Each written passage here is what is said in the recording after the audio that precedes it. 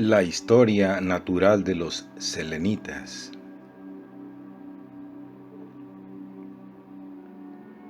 Los mensajes de Keibor, del sexto al 16º, están a cada paso interrumpidos y abundan tanto en repeticiones que casi no forman una narración seguida. Los publicaremos completos, por supuesto, en la memoria científica. Pero aquí será mucho más conveniente limitarse a continuar con extractos y citas, como en el anterior capítulo. Hemos sometido cada palabra a un minucioso escrutinio crítico, y mis propios recuerdos e impresiones de las cosas lunares, aunque breves, han sido de inestimable ayuda para la interpretación de lo que sin ello habría sido de una oscuridad impenetrable. Naturalmente, como seres vivientes que somos, nuestro interés se concentra mucho más en la extraña comunidad de insectos lunares en que Keibor vive, según parece, como huésped colmado de honores, que en la simple condición física de aquel mundo.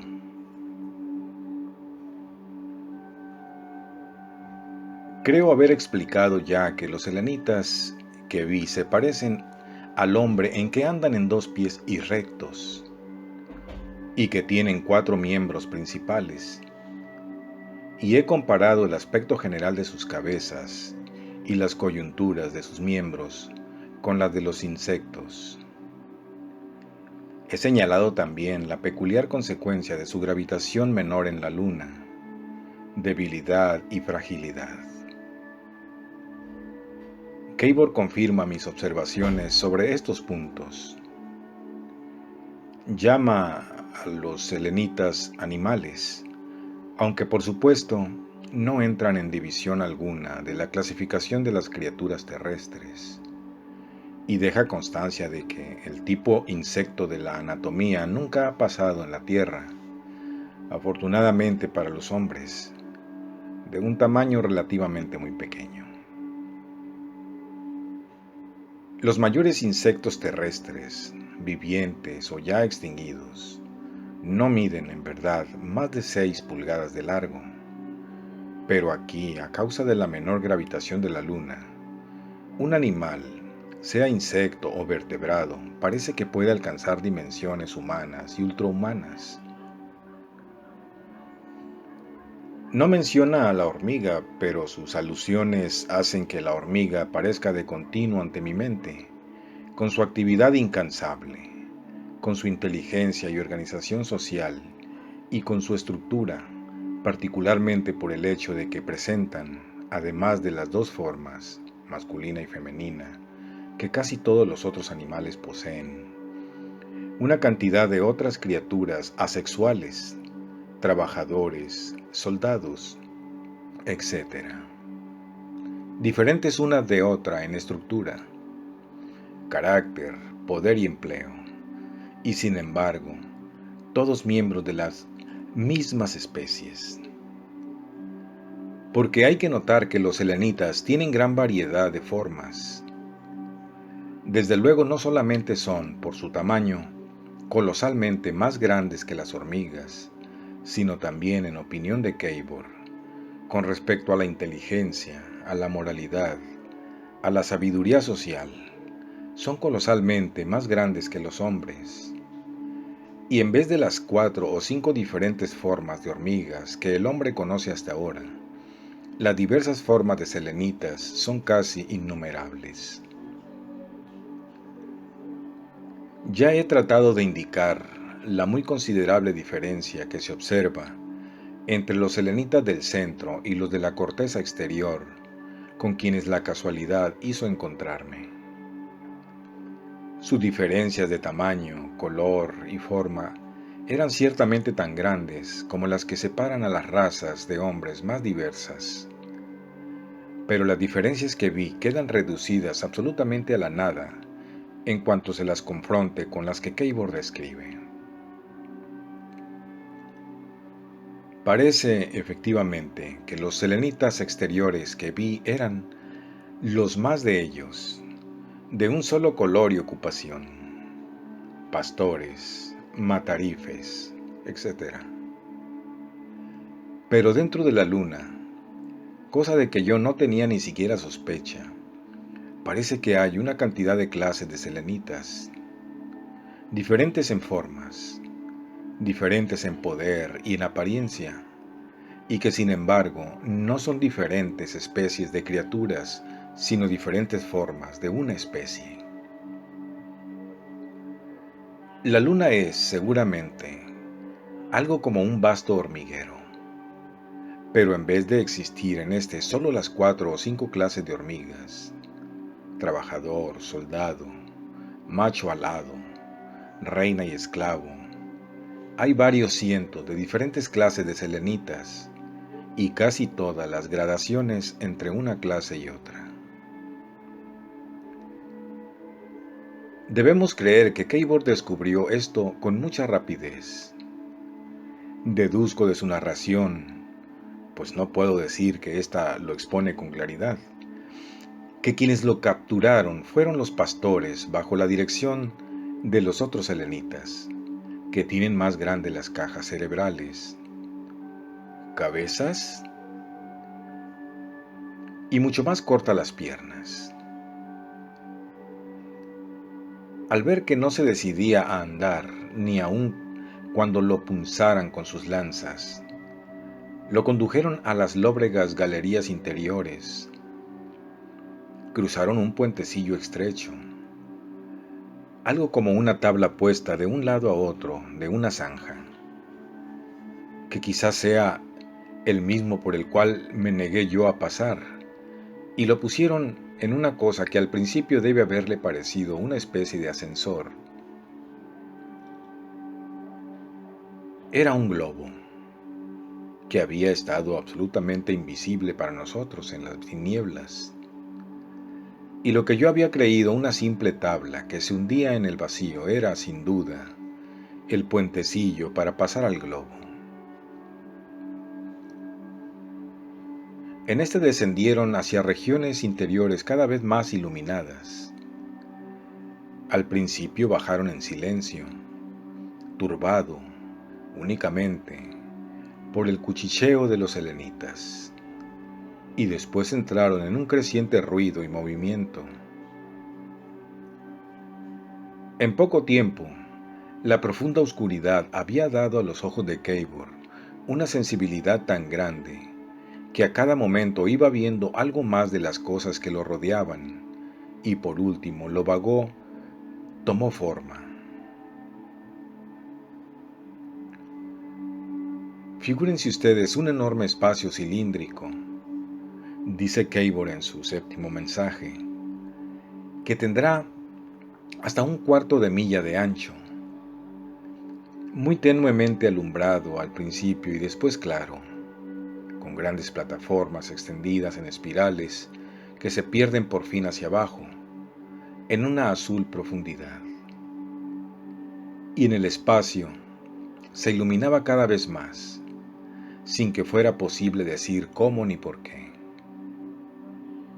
Acuérdense ustedes de la cavidad por donde pasa la escalera en espiral más ancha, o la que sirve para el ascensor más espacioso que hayan visto, y multipliquen sus dimensiones por 100. Imagínenselo ustedes en el crepúsculo, visto a través de un vidrio azul. Imagínense verlo ustedes mismos así, pero imagínense también sentirse extraordinariamente ligeros, haberse desprendido de cuanta sensación de vértigo puede sentirse en la tierra, y tendrán los primeros elementos de la impresión que entonces sentí. En torno de aquella enorme cavidad, imagínense ustedes una ancha galería que se extiende en una espiral mucho más empinada que lo que sería creíble en la tierra, y que forma un escarpado camino, solo separado del abismo por un pequeño parapeto que se pierde en una perspectiva lejana, 2 millas hacia abajo. Alcé los ojos y vi el mismo sujeto de la visión de abajo. Parecía por supuesto que asomaba la cabeza para mirar dentro de un cono muy inclinado.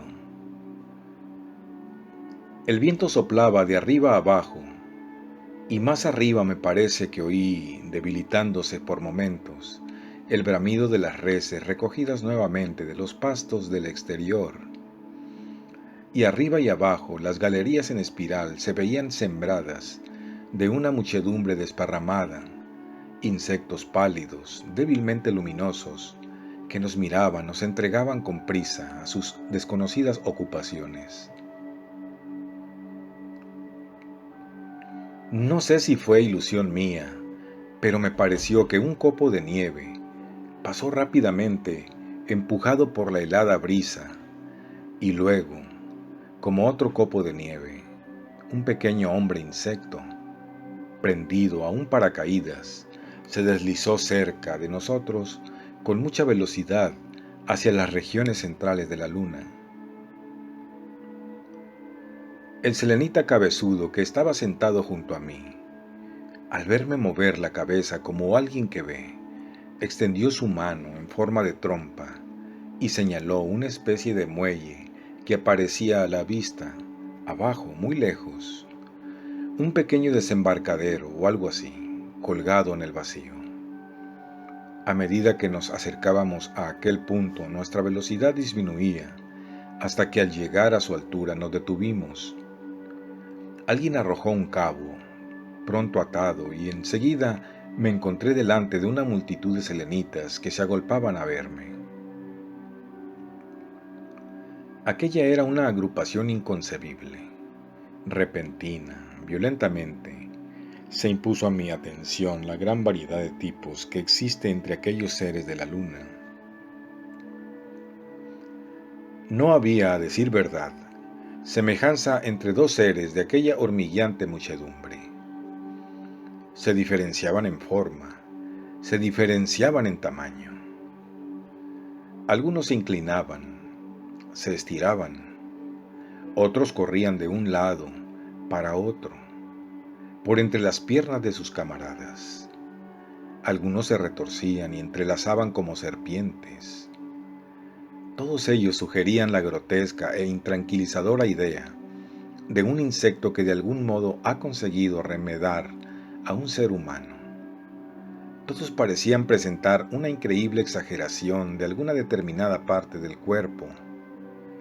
Este tenía un vasto miembro anterior derecho, un enorme brazo antenal, o algo así. Aquel parecía todo pierna, encaramado, tal como se le veía, en zancos.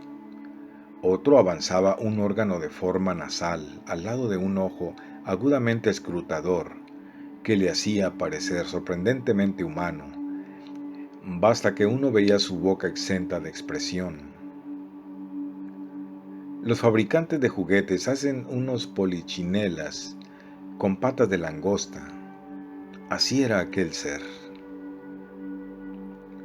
La extraña y, fuera de la falda de mandíbulas y palpos, casi insectuna cabeza de aquellos selenitas pasaba por transformaciones asombrosas.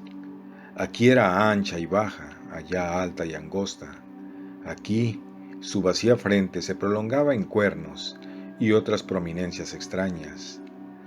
En uno tenía patillas y parecía dividida, en otro tenía un grotesco perfil humano.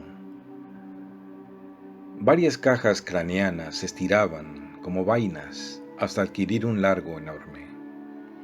Los ojos eran también de una extraña variedad, algunos bastante elefantinos, diminutos y vivos, otros anchos pozos oscuros. Había asombrosas formas con cabezas reducidas a microscópicas proporciones y estupendos cuerpos, y fantásticas tenues cosas que parecían existir solo como base para unos ojos vastos, rodeados de un círculo blanco, chispeantes. Y el más extraño de todos, o a lo menos así me parecía por el momento, era que dos o tres de aquellos seres estrafalarios de un mundo subterráneo de un mundo protegido del sol o de la lluvia por innumerables millas de roca, llevaban paraguas en sus tentaculares manos, verdaderos paraguas de apariencia terrestre. Y enseguida pensé en el hombre del paracaídas que había visto descender. Aquella gente lunar se conducía exactamente como una muchedumbre humana en circunstancias semejantes. Se empujaban y estrujaban mutuamente. El uno echaba a un lado al del más allá. Hasta se subían uno sobre otro para verme.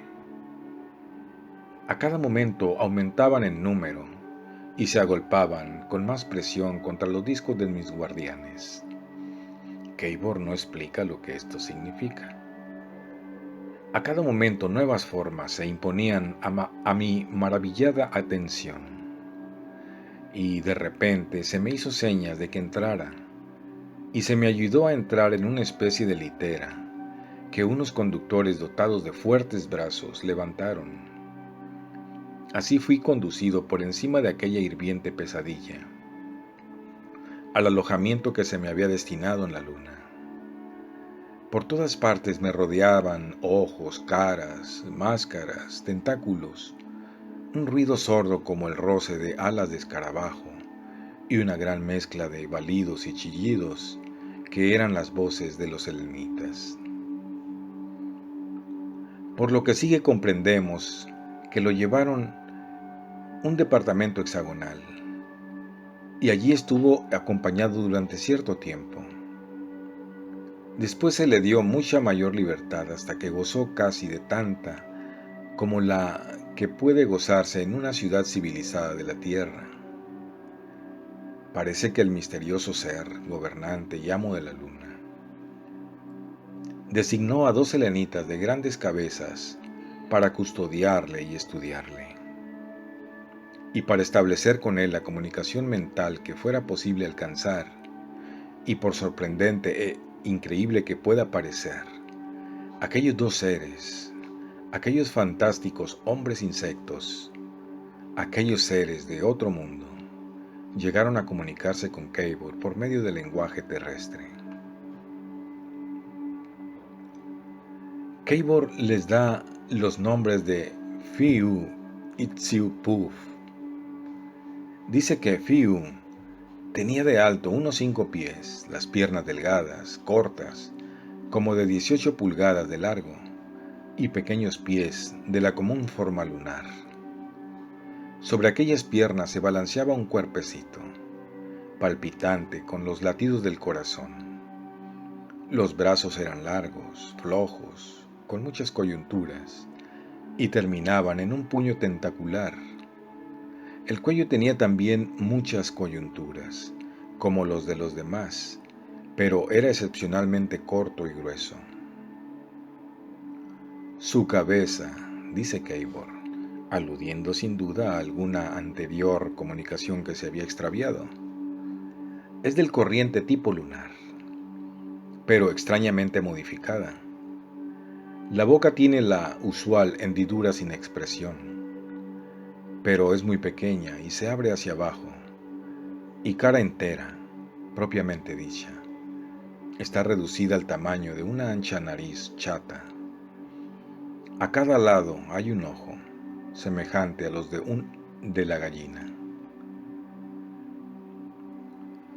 El resto de la cabeza forma un voluminoso globo, y la epidermis cueruda, gruesa, de los pastores de reses, se adelgaza hasta quedar reducida a una simple membrana, a través de la cual se ven claramente los movimientos de pulsación del cerebro.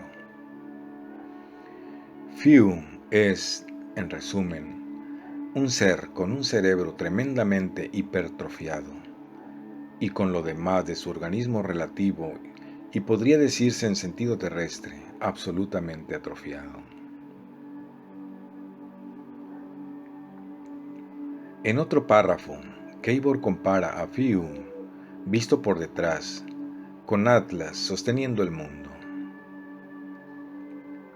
Tsiupuf, según parece, era un insecto muy semejante a él, pero su cara se estiraba hasta ser de un largo considerable, y por hallarse la hipertrofia cerebral en otras regiones, su cabeza no era redonda, sino de forma de pera, con un pedúnculo hacia abajo. Después habla Keibor de los portadores de literas, seres con tremendos hombros y el resto del cuerpo flaco, de unos ujieres que más debían parecer arañas y de un encorvado lacayo, todos los cuales componían su servidumbre. Fiu y Tsi-Puf acometieron el problema del lenguaje de un modo bastante natural. Entraron en la celda hexagonal en que Keibor estaba encerrado y empezaron a imitar todos los sonidos que éste emitía. El primero fue una tos. Keibor, por su parte, parece que comprendió su intención con gran prontitud y comenzó a repetirles palabras y a indicarles su aplicación. El procedimiento continuó, probablemente siendo siempre el mismo. Fiu escuchaba a Keibor, mirándolo durante un rato. Luego señalaba también y repetía la palabra que había oído. La primera palabra que dominó fue hombre y la segunda, lunestre, que Keibor, a lo que parece en la precipitación del momento, empleó en vez de selenita para designar a la raza lunar. Tan pronto como Fiu estaba seguro del significado de una palabra, la repetía a Tsi-Puf, quien la recordaba infaliblemente. En la primera sesión llegaron a dominar más de 100 palabras. Después parece que llevaron a un artista para que los ayudara en su labor con dibujos y diagramas, porque los que hacía Keibor eran bastante imperfectos. Era, dice Keibor, un ser con un brazo activo y un ojo escrutador, y dibujaba con increíble rapidez. El 11º mensaje es, indudablemente, solo un fragmento de una comunicación más larga, después de algunas frases entrecortadas que han llegado en forma ininteligible, continúa. Pero solo interesarían a los lingüistas y me demoraría mucho referir con detalles la serie de tentativas de conversaciones de que aquello fue comienzo. Y por otra parte, temo que no me fuera posible presentar algo capaz de reproducir en su debido orden todos los avances y vueltas que dimos, en nuestro afán de comprendernos mutuamente. En los verbos encontramos muy pronto el camino expedito, por lo menos en los verbos activos que pude expresar por medio de dibujos. Algunos adjetivos fueron fáciles de explicar, pero cuando llegamos a los sustantivos abstractos, las preposiciones y a las formas de lenguaje figurado por cuyo medio se expresa uno tan fácilmente en la tierra, aquello fue como zambullir en el agua con un cinturón de corcho. Pero esas dificultades solo fueron insuperables hasta la 6ª lección, cuando se nos agregó un cuarto auxiliar, un ser con una cabeza enorme, de forma de fútbol, cuyo fuerte era evidentemente la persecución de las analogías complicadas. Entró en actitud preocupada, tropezando con un banquito. Era necesario presentarle las dificultades que habían surgido, con cierta cantidad de gritos, golpes y pinchazos, para que llegaran a su conocimiento. Pero una vez que esto sucedía, su penetración era asombrosa. En cualquier momento en que se necesitaba pensar con mayores alcances que los de Fiu, los cuales eran, como he dicho ya, vastísimos, se solicitaban los servicios de la cabezuda persona, y ésta invariablemente transmitía sus conclusiones Tsi-Puf para que los recordara. Tsi-Puf era siempre el arsenal de hechos, y así continuamos adelantando. Largo me pareció y sin embargo fue breve. Apenas unos días, el tiempo que pasó sin que pudiéramos hablar positivamente con aquellos insectos de la luna. Al principio, como es lógico, nuestra conversación se limitó a un cambio de sonidos infinitamente fastidioso y exasperante, pero de una manera imperceptible llegamos a la comprensión, y a fuerza de paciencia me he puesto al alcance de los limitados medios de mis interlocutores. Fiu es quien tiene a su cargo todo lo que sea hablar, y habla con una gran suma de meditación previa. Primero hace y como ha llegado a posesionarse de un par de lugares comunes, por ejemplo, si puedo decirlo, si usted me comprende, los injerta a cada rato en el discurso. Supongan ustedes que está explicando lo que es su artista, pues dirá, él, sí puedo decirlo, dibuja, come poco, bebe poco, dibuja, ama dibujar, no otra cosa. Odia a todos, no dibujan como él. Enojado, odia a todos, dibujan como él mejor. Odia a mayoría gente. Odia a todos, no piensan todo mundo para dibujar. Enojado. Todas cosas significan nada para él. Solo dibujar. Usted gústale. Nueva cosa para dibujar. ¿Eh? Volviéndose a Tsipuf, ama recordar palabras. Recuerda maravilloso, mejor nadie. Piensa no, dibuja no, recuerda. Dice, aquí acudió a su ayudante para que le proporcionara la palabra. Historias, todas cosas. Oye una vez, repítelo siempre. El espectáculo es mucho más maravilloso de lo que jamás soñé que me fuera dado ver y oír. Pasmado me quedo al oír a estos extraordinarios animales, pues ni la familiaridad en que vivo con ellos atenúa ante mis ojos el antihumano efecto de su apariencia, cuchicheando continuamente una aproximación cada vez más cercana a un lenguaje terrestre coherente, formulando preguntas, dando respuestas.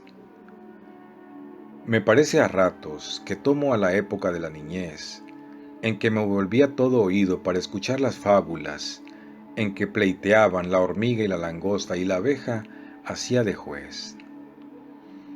Y mientras avanzaban esos ejercicios lingüísticos, parece que la reclusión de Keibor iba siendo menos rigurosa. El primer temor y desconfianza que nuestro desgraciado conflicto con los helenitas exteriores creó se desvanece, dice Keibor, cada vez más, por la prudente racionalidad de cuanto hago. Ahora puedo ir y venir por donde me place, y en lo que se me sujeta lo hacen únicamente por mi bien. Así es como he podido llegar hasta este aparato y, ayudado por un feliz hallazgo entre los materiales acumulados en esta enorme cueva depósito, arreglar lo necesario para el envío de mis mensajes. Hasta ahora no ha habido la menor tentativa para impedirme que lo haga, aunque he explicado con bastante claridad a Fiu que estoy telegrafiando a la Tierra. ¿Habla usted con otro?, me ha preguntado, observándome atentamente. Con otros, ha repetido él. Oh, sí, ¿hombres? y yo continué la transmisión de mi mensaje. Cable corregía continuamente sus primeras descripciones de los selenitas, siempre que nuevos hechos modificaban sus conclusiones anteriores. Y esto nos hace advertir que no damos sin cierta reserva los extractos que van a leerse enseguida.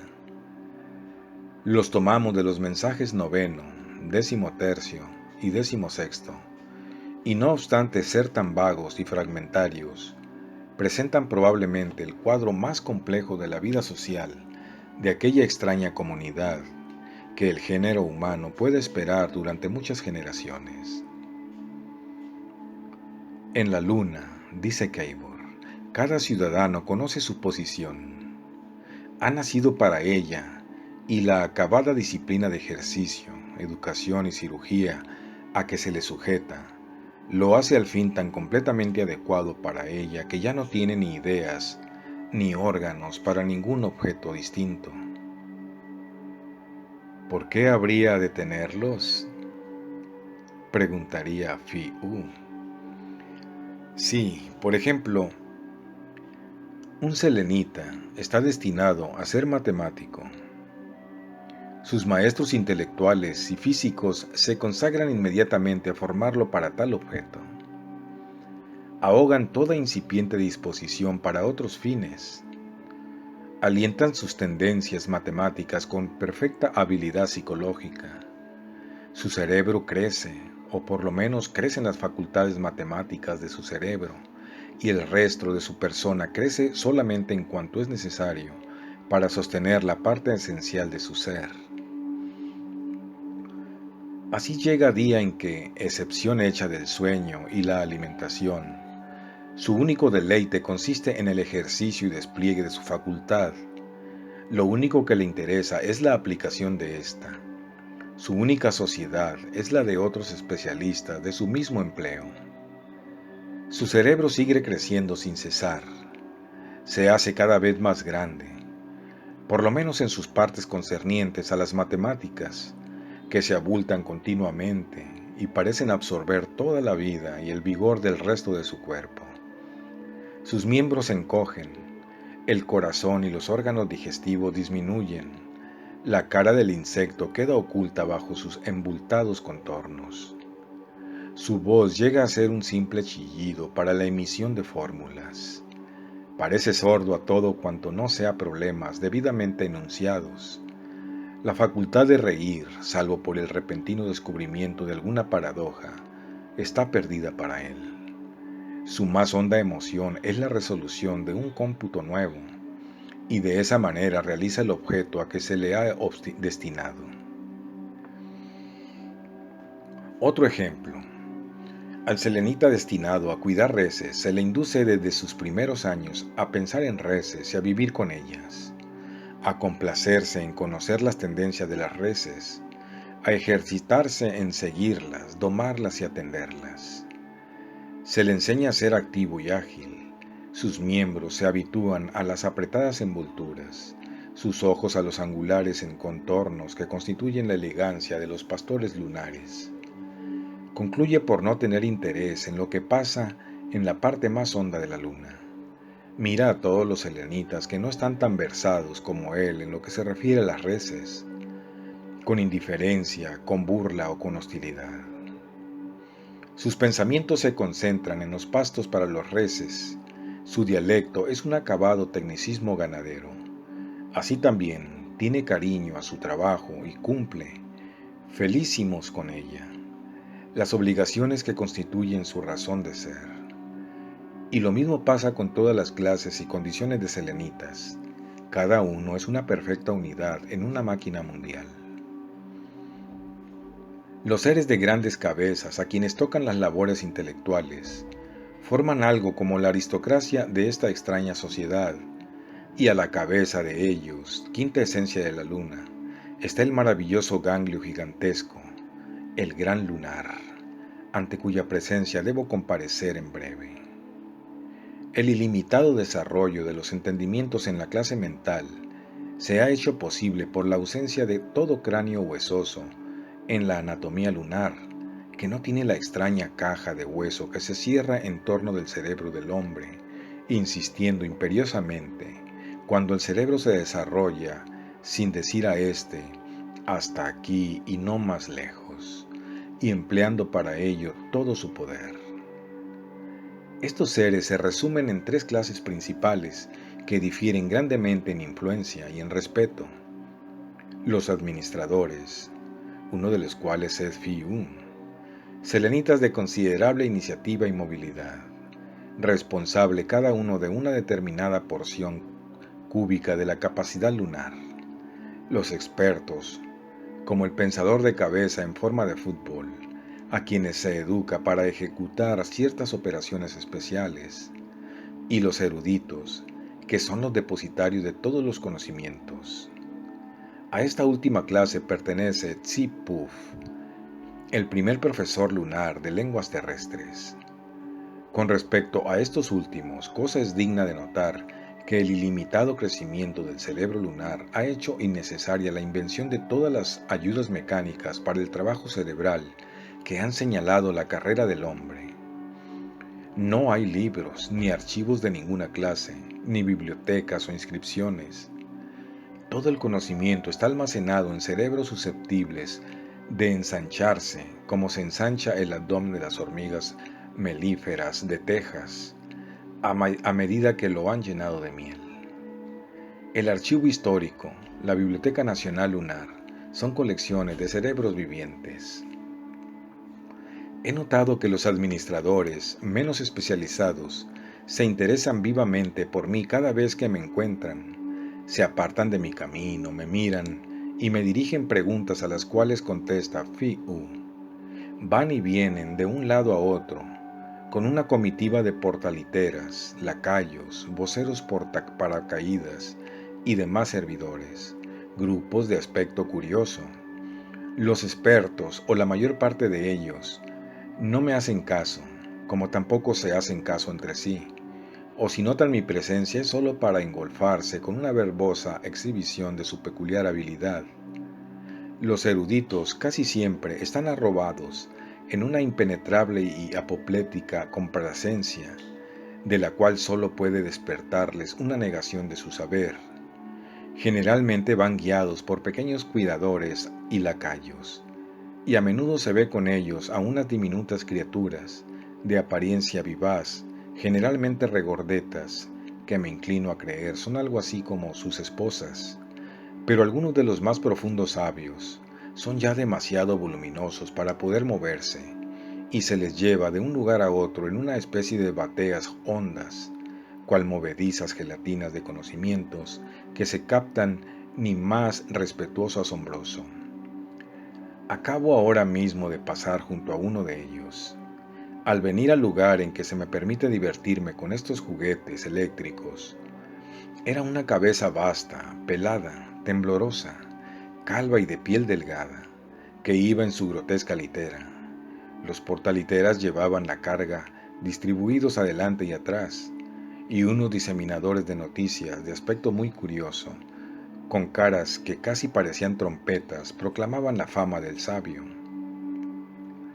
Ya he descrito las comitivas que acompañan a la mayor parte de los intelectuales, ujieres, portadores, lacayos, con sus extraños tentáculos y músculos o lo que sean, que reemplazan la abortiva potencia física de aquellos hipertrofiados cerebros.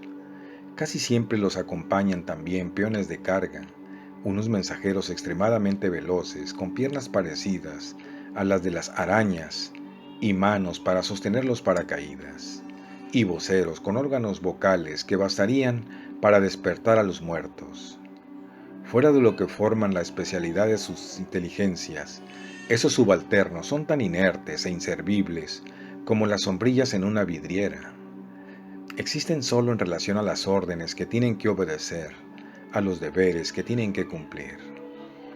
Sin embargo, he podido darme cuenta de que la mayoría de los insectos que van y vienen por los caminos espirales, que ocupan los globos ascendentes y bajan por el aire, cerca de mí, aferrados a los ligeros paracaídas, pertenecen a la clase obrera, piezas de máquinas, En el lecho, algunos se hallan en completo estado natural, no poseen forma alguna de lenguaje.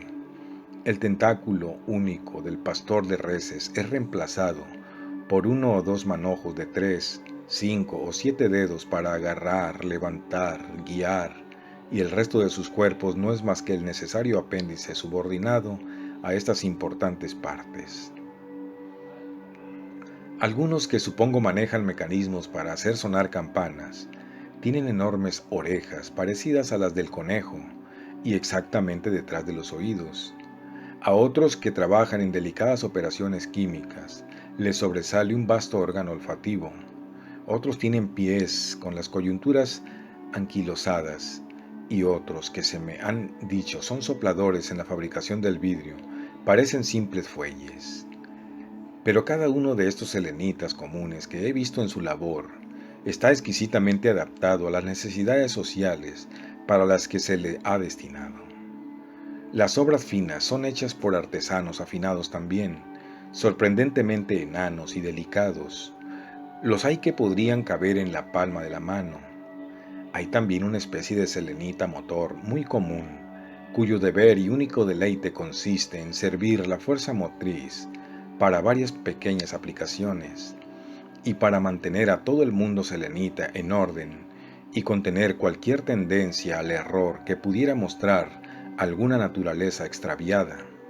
Hay allí los más vigorosos seres musculares que he visto en la luna, especie de agentes de policía lunar que desde sus primeros años deben haber sido diseñados a mantener en perfecta obediencia a las cabezas hinchadas.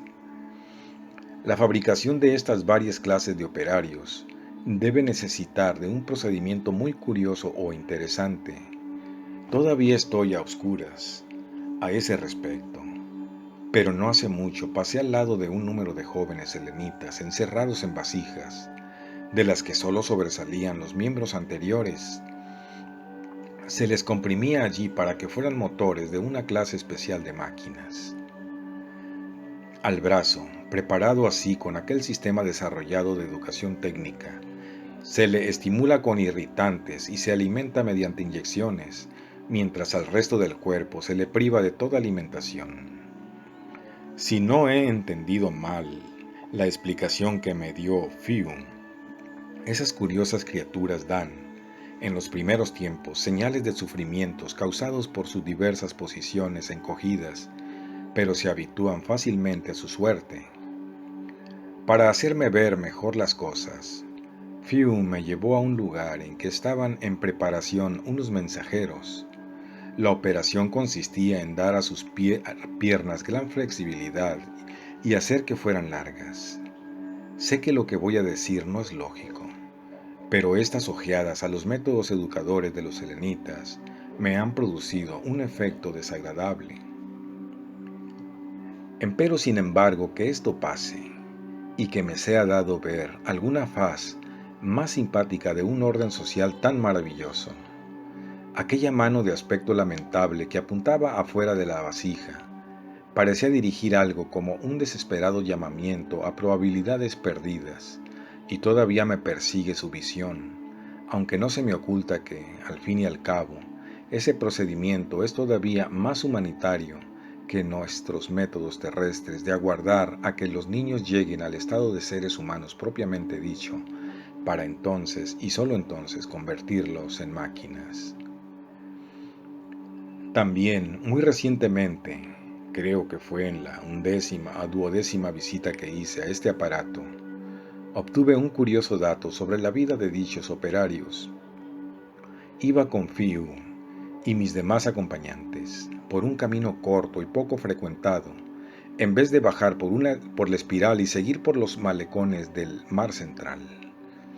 De los tortuosos senderos de una galería larga y oscura, salimos a una vasta caverna, de techo bajo, saturada de un olor de tierra y alumbrada con bastante luz.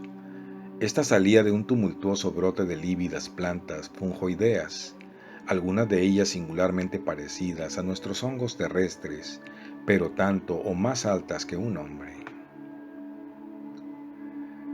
¿Lunestres comen esto?, pregunté a Fiu. Sí, alimento. Por vida mía, exclamé, ¿qué es esto? Mi vista había tropezado con la forma de un selenita excepcionalmente grande y flaco, que yacía inmóvil entre los tallos, con la cara contra el suelo. Nos detuvimos. ¿Muerto?, pregunté, pues todavía no he visto ni un muerto en la luna y tengo curiosidad de verlo. No, exclamó Fionn. Ese trabajador, no trabajo hacer, bebe poquito bebida, entonces duerme hasta que necesitámoslo. ¿De qué serviría despertarle? No necesitámoslo andando ocioso. Allí hay otro, grité. Y luego vi que toda aquella extensa plantación de hongos estaba sembrada de postrados cuerpos adormecidos por un narcótico hasta que la luna tuviera necesidad de ellos. Los había por docenas, de todas clases. Dimos vuelta y pude examinarlos con mayor minuciosidad que antes. Al acercarme a ellos oía que respiraban fuertemente, pero no se despertaban. De uno me acuerdo con claridad completa. Creo que me causó mayor impresión por algún fuego favorable de luz y por su actitud, que era la de un cuerpo humano encogido. Sus miembros anteriores eran unos tentáculos largos, delicados. El sujeto pertenecía a alguna clase de manipuladores finos, y la postura en que dormía indicaba un sufrimiento sumiso. No cabe duda de que yo cometía un error al interpretar su expresión de esa forma, pero así la interpreté, y cuando Fionn lo hizo rodar hasta la oscuridad, entre los lívidos tallos experimenté otra vez una sensación claramente desagradable, por más que para mí solo se tratara de un insecto haciendo rodar a otro insecto. Esto es, sencillamente, una aclaración del modo que adquirí hábitos de pensamiento y de sentimiento. Adormecer al trabajador que no se necesita y ponerlo a un lado es seguramente mejor que expulsarlo de la fábrica para que vaya a vagar por las calles. En toda comunidad social complicada hay necesariamente una intermitencia en la ocupación de toda labor especial, y con el método empleado aquí queda resuelto el problema de los brazos sin empleo. Sin embargo, tan poco racionales somos, aun cuando poseamos un cerebro científicamente educado, que todavía me desagrada el recuerdo de aquellos cuerpos inertes entre aquellas grietas luminosas, arcadas de vegetación camosa, y cuando tengo que andar en la misma dirección, evito a ese camino a pesar de los inconvenientes del otro, más largo, más ruidoso y más frecuentado. Este otro camino me hace pasar por una caverna vastísima, sombría, muy transitada y llena de ruidos, y allí es donde veo, mirando hacia afuera, por las aberturas hexagonales de una especie de muralla acribillada, de agujeros como una colmena, o alineada atrás en un amplio espacio, o escogiendo los juguetes y amuletos hechos para darles gusto por acéfalos joyeros de delicados dedos que trabajan abajo en unas casillas, a las madres del mundo lunar, a las abejas reinas, podría decirse, de la colmena. Son seres de aspecto noble, adornados fantásticamente y a veces de una manera bastante linda, a postura altiva y cabezas microscópicas en las que casi todo es boca. De la condición de los sextos en la luna, del noviazgo y del matrimonio, de los nacimientos y demás particularidades de esta especie, poco he podido saber hasta ahora, pero dados los continuos progresos de Fionn en la lengua inglesa, mi ignorancia desaparecerá sin duda rápidamente. Opino que, como en las hormigas y abejas, una gran mayoría de los individuos de esta comunidad pertenecen al sexto neutro. En la Tierra, en nuestras ciudades, hay mucho que no llevan la vida de familia, que es la vida natural del hombre, pero aquí, como entre las hormigas, Esto ha llegado a ser una condición normal de la raza, y la misión del repoblamiento, en la medida necesaria, recae sobre esta especial y en modo alguno numerosa clase de matronas, las madres del mundo lunar, anchos, corpulentos seres, bellamente adaptadas para llevar en su seno la larva selenética. Si no he comprendido mal una explicación de Fiume, estas madres son completamente incapaces de querer siempre a los seres que dan a luz. Periodos de locos mimos se alternan con raptos de agresiva violencia, y tan pronto como es posible, los párvulos, que son muy blandos y endebles y de color pálido, pasan a cargo de una variedad de hembras célibes, trabajadoras de nacimiento, pero que en algunos casos poseen cerebros de dimensiones casi masculinas.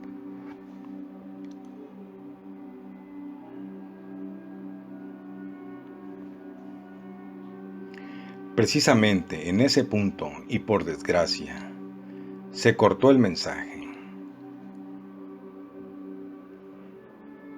Por más fragmentario y misterioso que en todas sus fases sea el asunto que constituye este capítulo, da sin embargo una impresión vaga, pero amplia, de un mundo completamente extraño y maravilloso, de un mundo con el cual debe prepararse el nuestro, sin pérdida de tiempo, a entrar en competencia.